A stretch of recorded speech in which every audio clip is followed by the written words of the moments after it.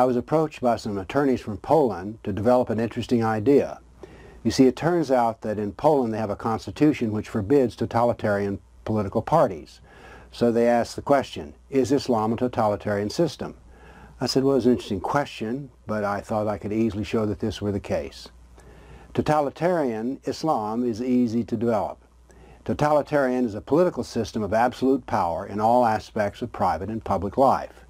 Well, I think Islam would plead guilty to this, as a matter of fact rather proudly so, because Islam says that it is a complete way of life. Now, the nature of Islam can be found from Allah and Muhammad, not from discussing Muslims. So what we need to do here is focus our attention on political Islam, because religious Islam is of no interest to anyone who's not a Muslim, and in particular for this lawsuit it would be unimportant at all. Now, in a totalitarian system there is no limit to power. Well, Islam proclaims that it is without limit, and there can be no opposing parties. Well, it turns out that Islam has a slot for this as well. Other religions such as Judaism, Christianity, Hinduism, and whatnot have a special category inside of the political system of Islam called that of a dhimmi, D-H-I-M-M-I. So they do not actually form an opposing party. Islam is a complete system of life which includes every aspect of living. Now let's start with the totalitarian idea with the word Islam, which means submit. We can see the totalitarian nature in the history of Muhammad. Everyone had to submit to him. Pagan, Jew, Christian, whoever you were, you had to submit.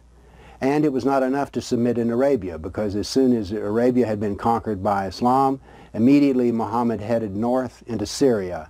No opposition to Islam is allowed at all. Now, since we're dealing with a system of government that has a complete documentation, let me read to you some of the elements that make it a totalitarian. Here's Quran 2:193. Quran 2:193. Fight them, that's the Kafirs, until there is no more discord and the religion of Allah reigns absolute. But if they submit, then only fight those who violate the Sharia. Then we have a hadith, Muslim 1:31. Muhammad, I have been ordered to wage war against mankind until they accept there is no God but Allah, and that they believe I am his prophet, and accept all revelations spoken through me. Another hadith, Bukhari 4:52-196. Muhammad, I have been directed to fight the Kafirs until every one of them admits there is only one God, and that is Allah. So these verses and hadiths are the foundations of the Sharia, and they are totalitarian in nature. When is Islam to cease expansion? Until there is no opposition. Now, no opposition not just in political parties, but no opposition in any aspect of life. So this is how the Sharia begins to creep into society, it's first declaring itself to be a religion. If you look in a Sharia text, you'll discover that Islam applies to every detail of life: how to go to the bathroom, how to eat, how to have sex, how to be a father, a mother, a warrior, a jihadist. Whatever it is, there is no aspect of a human being's life that is not covered in Islam. And every Muslim will tell you this. As a matter of fact, notice something. Only non-Muslims define Islam as a religion. Muslims will tell you it is a complete way of life. And when they say complete, they mean complete. Now let's see how this idea of a totalitarian political system works out in the history of Islam. After Muhammad died, the first caliph was Abu Bakr.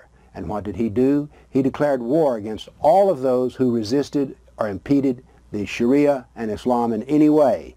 So the Ridda Wars were the first step into history. Then we have Umar, who followed Abu Bakr, and he conquered all of the Middle East and Persia. And the subjects had to be ruled completely by the Sharia. That is, once Islam entered and took over the political society, everything about the native society disappeared. As a matter of fact, I call this the law of saturation. Once Islam enters a society and begins to take over, in the end, the society becomes 100% Islamic. So this is another way of saying that it is totalitarian. Now let me quickly inject a note here, because people will say, oh, but Islam is not a totalitarian system because the Golden Age was the high point of human history. This is a myth, and a political analysis of the Golden Age will show you that the Muslims ruled every aspect of life and that the Christians and the Jews were dhimmis. So even the Golden Age was totalitarian. And by the way, all those great gains in the Golden Age, they came from the conquered peoples, the Jews and the Christians.